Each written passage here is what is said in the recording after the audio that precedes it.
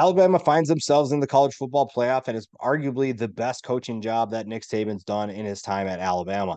This is a team that lost to Texas early in the year, and all they've done since then is win football games. They have done an incredible job of getting to the college football playoff. They deserve a tip of the cap. But now it's time for the real competition. You just beat Georgia. That was a huge win. Now you have to find a way to do it against arguably the best team in college football, the Michigan Wolverines. When you're looking at Alabama, there's certain things that they can do to be successful. How do they beat Michigan is really the question. How do you find a way to beat the best team, the team that a lot of people have said has been the best team all year? How do you find a way to beat that team? How do you figure that out? A lot of that lies on the offense, to be completely honest. A lot of that lies on an offense that's going to face a really good Michigan defense. When you look at what Michigan does well, they're extremely disruptive. They're extremely suffocating on defense. That defensive line has a ton of talent. So it's on the offensive line, which all year we talked about the offensive line with Alabama and how it needs to step up, how it needs to be more physical, and how it needs to be more of a factor. And lately, they have been really good. If you go back and watch the film from the Georgia game, this was a group that was extremely motivated. They were extremely physical. And there were times where you were pretty impressed.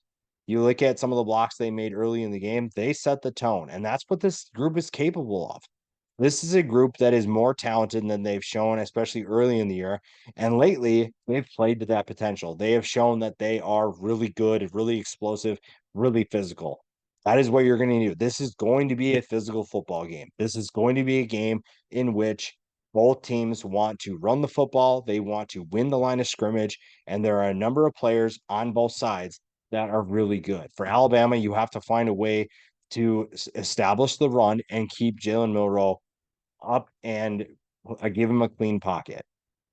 Again, we've seen a lot of good things from this offensive line. This will be their biggest test of the year. That is how good Michigan is. That is how talented they are. And I'm excited to see what this group can do. Now, when you look at certain players, we'll look at Jalen Milroe. Jalen Milroe has been one of my favorite players. If you go back to the beginning of the year when we talked about after the Texas game, so many people were writing Jalen Milroe off. So many people were saying Jalen Milroe can't do this. He's not a good quarterback. He can't, blah, blah, blah. There are so many people saying so many negative things about Jalen Milroe. When I watched that game, and if you go back and watch the Texas game, there were two big decisions that he made. There were poor decisions. He made some bad throws. He made some bad decisions. Texas created turnovers. But I don't necessarily care about that. Obviously, you need to fix that. What I talked about is what did he do after that? Because we talk about short-term memory for quarterbacks. We talk about the ability to move on from mistakes.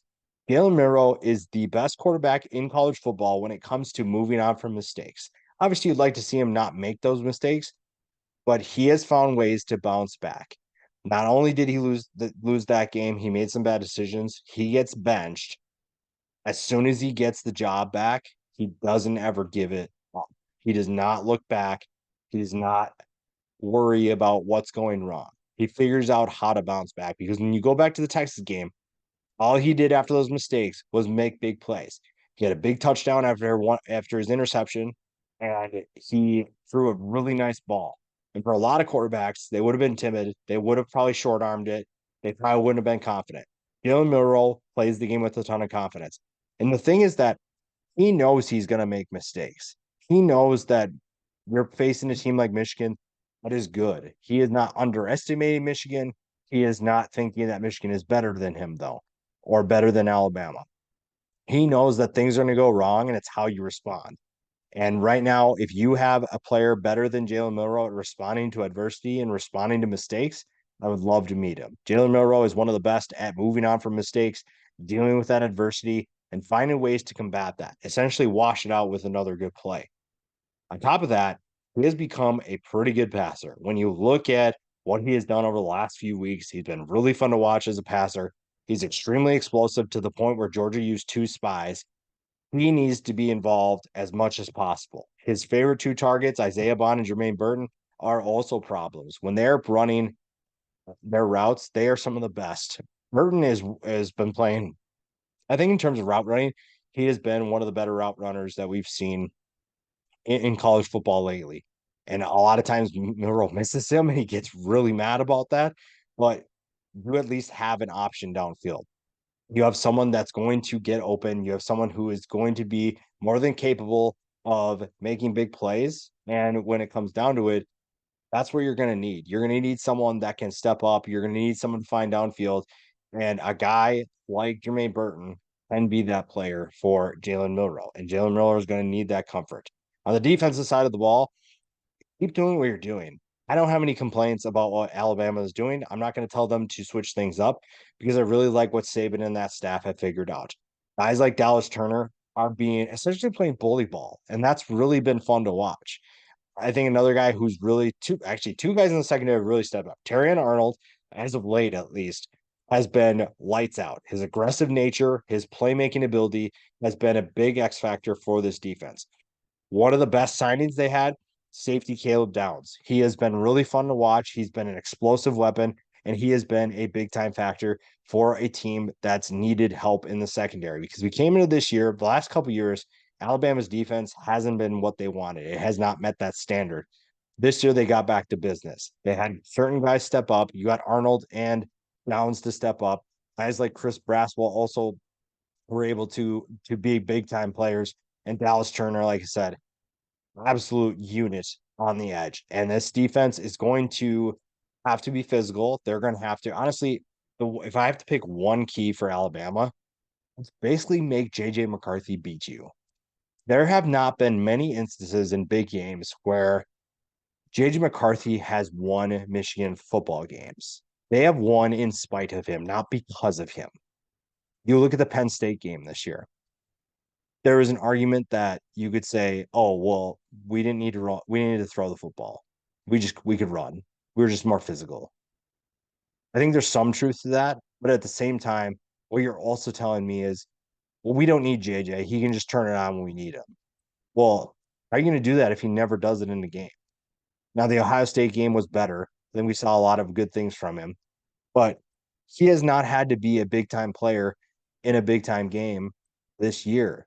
They have not relied solely on him to win games. And this could be the first time.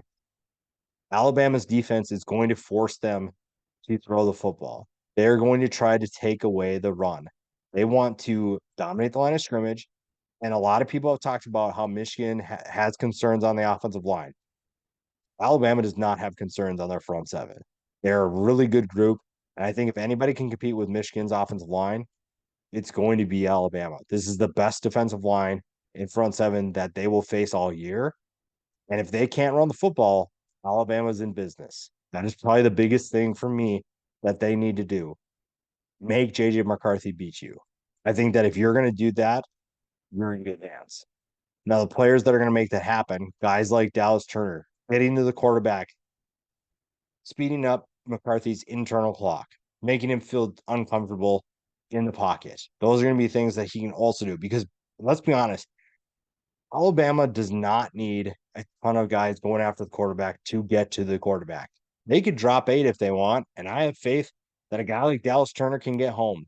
I have faith that he's going to figure it out and he's going to find a way to win his competition. Because when you look at where are they going to put Dallas Turner, they're probably going to put him on the most favorable matchup they can find. When you look at the Penn State game, Chop Robinson had an absolute field day early in the game.